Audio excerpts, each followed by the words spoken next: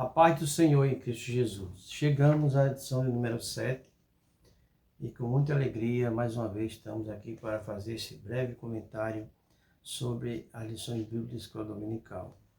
Mas como não gravei o vídeo da lição número 6, quando estudamos a igreja, organismo e organização, quero fazer um breve comentário sobre este assunto que é muito importante.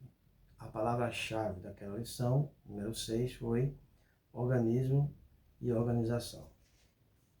Então vejamos alguma coisa que se faz necessário a gente conhecer sobre este assunto. A igreja, ao mesmo tempo, é um organismo e uma organização. É a igreja visível com seu aspecto visível. As igrejas locais, com seus templos e tudo que eles contêm, são organizações. Mas o povo que pertence a essas igrejas, que as frequenta, servindo a Deus e adorando-o, compõe as pessoas nascidas de novo pelo Espírito. Essas igrejas formam, no seu conjunto universal, um organismo espiritual, como nós podemos comprovar lendo a primeira carta de Pedro, capítulo 2, versículo 5. A igreja como organismo e organização, Efésios 4, do 12 ao 16. Então, existem duas principais diferenças entre esses dois termos. Primeiro, um organismo tem vida, uma organização não. A Igreja Universal, como corpo de Cristo, como organismo, não depende de cerimônias, de reconhecimentos, de templo, de estatuto civil, de livro de ata, livro de rol de membros ou coisas semelhantes. Mas ela, como organização, necessita de tudo isso e muito mais. Segunda coisa, uma igreja tem apenas uma cabeça, uma organização pode ter mais. Como corpo de Cristo, a igreja tem só uma cabeça, que é Ele mesmo. Ela é chamada de corpo porque não só é a expressão visível daquilo, bem como executa sua obra e faz o seu querer. Os irmãos devem lembrar que o apóstolo Paulo, antes da sua convenção, estava perseguindo a igreja primitiva. Na mente dele, estava perseguindo um povo, pessoas que eram seguidores de Cristo. Mas quando Cristo intervém nesse particular, ele chama Paulo. Na verdade, Saulo, Saulo, por que me persegues? Então, a igreja é o corpo de Cristo. Consequentemente, quando Paulo estava perseguindo aqueles irmãos, estava perseguindo a Cristo, que é a cabeça da igreja. O nosso comentarista nos traz aqui algo importante que eu marquei na lição número 6, quando ele diz o seguinte: a organização é saudável. O institucionalismo não. A organização permite à igreja como estrutura social se movimentar. O institucionalismo a enrijece e a neutraliza. Uma igreja organizada se mantém viva. Uma igreja institucionalizada caminha para a sua morte. Então, é importante que tenhamos em mente esses importantes termos que nos trouxe a lição número 6. Mas, por consequente, domingo pela manhã, vamos estudar a lição número 7, que é o ministério da igreja. Esse é o nosso tema para a lição número 7. Eu trago aqui algumas sugestões, como vamos lidar com doutrinas da igreja. É importante que os irmãos tenham o conhecimento que nos traz a declaração de fé das Assembleias de Deus. Eu costumo dizer que isso aqui não é simplesmente um livro, mas um documento das Assembleias de Deus no Brasil. E também para nós termos um suporte para esta lição, o livro A Igreja do Século XXI. E o livro base dessa lição também, escrita pelo próprio comentarista, que é O Corpo de Cristo, Origem, Natureza e Vocação da Igreja no Mundo.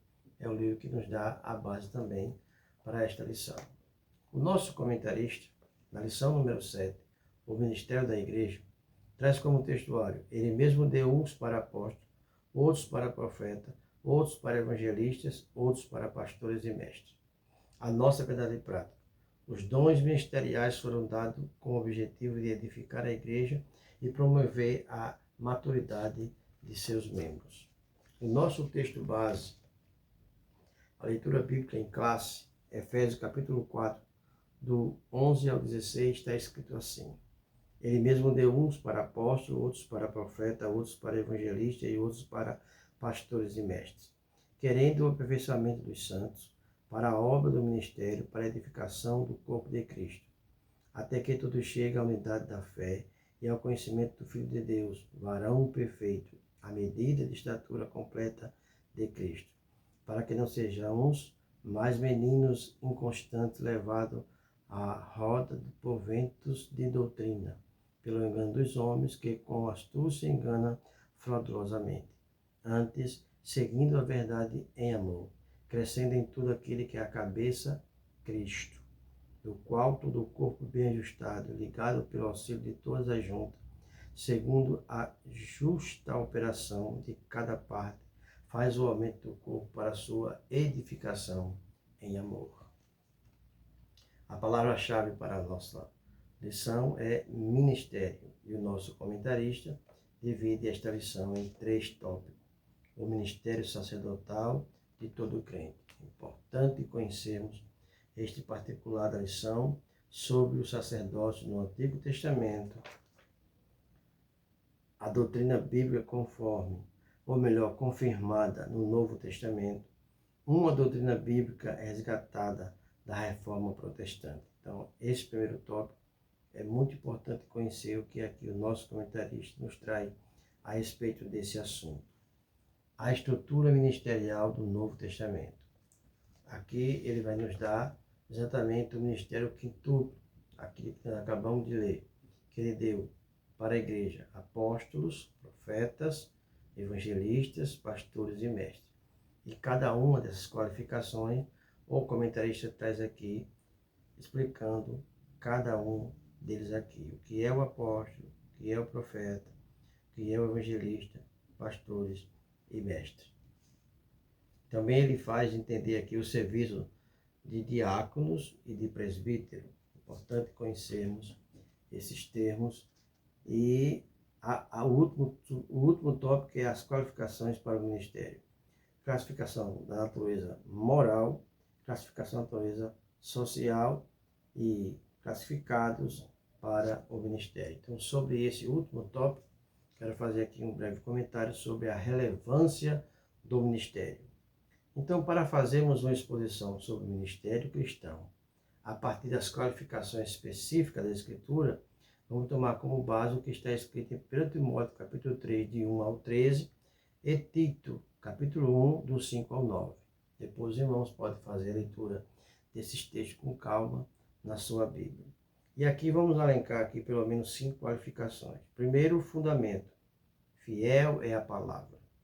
Isto significa do ser recebido. A vocação ministerial está na categoria das doutrinas vitais do Novo Testamento. Por isso, faço referência à declaração de fé das Assembleias de Deus. O propósito: inspirar ao episcopado.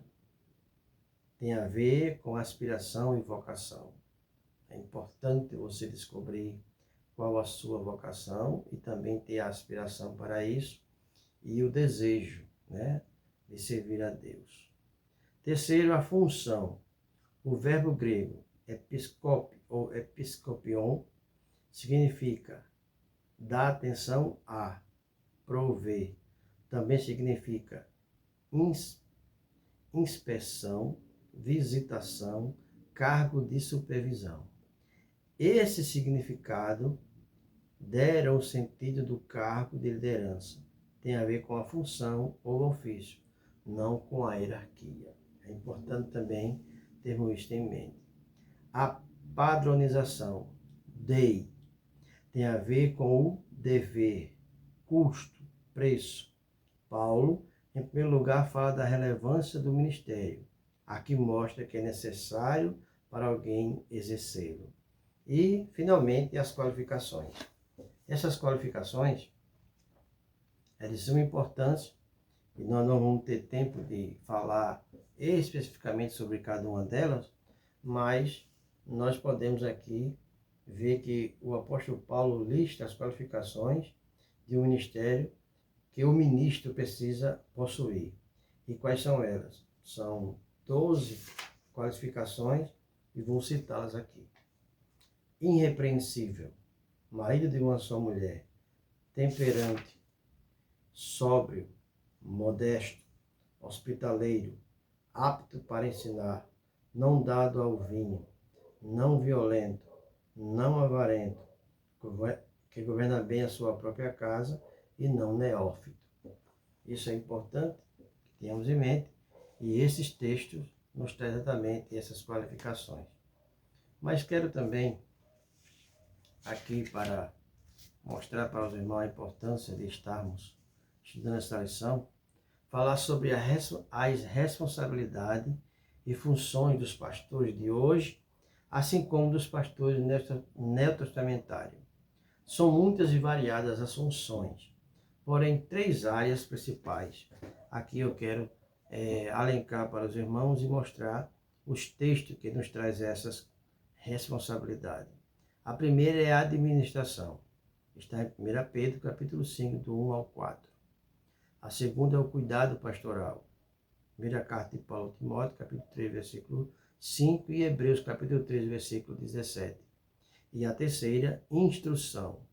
Primeira carta de Paulo a Timóteo, capítulo 3, versículo 2, capítulo 5, versículo 17, e Tito, capítulo 1, versículo 9. Então, essas são responsabilidades que cabe àqueles que estão chamados por Deus para o santo ministério, que tem no seu coração o desejo de servir a Deus, e estão aqui essas qualificações e essas responsabilidades que tem aqueles que vão fazer a vontade do Senhor Deus através do seu serviço na casa do Senhor. Então, o nosso comentarista, ele finaliza dizendo assim: nesta lição, vimos o ministério sobre diferentes aspectos. Vimos que a doutrina do sacerdote universal dos crentes, inteiramente da Bíblia.